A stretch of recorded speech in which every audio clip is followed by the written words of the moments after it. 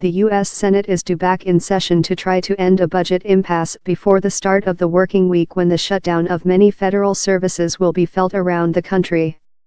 Hundreds of thousands of federal staff face the prospect of unpaid leave. On Saturday, recriminations flew around over the Senate's failure to pass a new budget and prevent the shutdown. A bill to fund the federal government for the coming weeks did not receive the required 60 votes by Friday. The Republican leader of the U.S. Senate, Mitch McConnell, has said there will be a vote at 1 o'clock in the early hours of Monday, 6 o'clock GMT, on a bill to fund the government until February 8.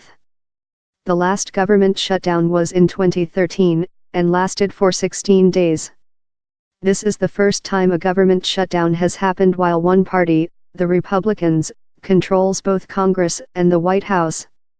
The vote on Friday was 50 to 49, falling far short of the 60 needed to advance the bill.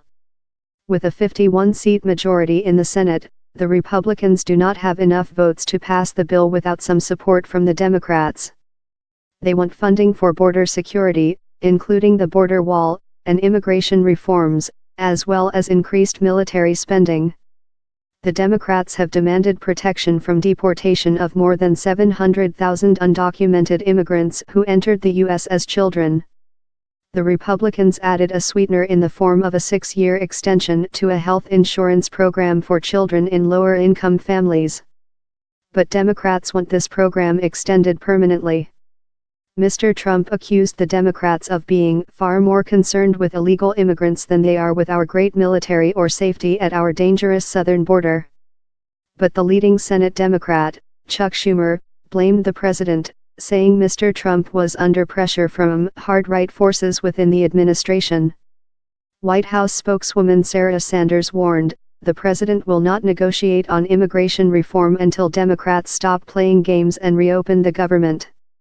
The U.S. budget must be approved by October 1, the start of the federal financial year. But Congress has often failed to meet this deadline, and negotiations continue well into the new year, with the previous year's funding to federal agencies extended on a temporary basis. Because Congress failed to agree an extension that would have maintained government funding through to February 16, it means many federal agencies effectively closed for business as of 00:01 on Saturday, 5:01 GMT. Most staff in the departments of Housing, Environment, Education, and Commerce will be staying at home on Monday. Half of workers in the Treasury, Health, Defense, and Transportation departments will also not be going to work. Visa and passport processing could also be delayed, and some national monuments, including New York's Statue of Liberty, have already been closed. But essential services that protect life or human property will continue, including national security, postal services, air traffic control, inpatient medical services, emergency outpatient medicine, disaster assistance, prisons, taxation, and electricity generation. And the Trump administration said it planned to keep national parks open. Their closure in the 2013 shutdown provoked an angry public reaction. The shutdown began on the first anniversary of President Trump's inauguration. His trip to the World Economic Forum in Davos, Switzerland, next week has also been called into question. Many federal employees were forced to take a leave of absence, officially known as being furloughed, during the 16 days of shutdown. At its peak, some 850,000 employees were off work each day. It cost the government $2 billion in lost productivity and led to significant negative effects on the economy, the OMB said at the time.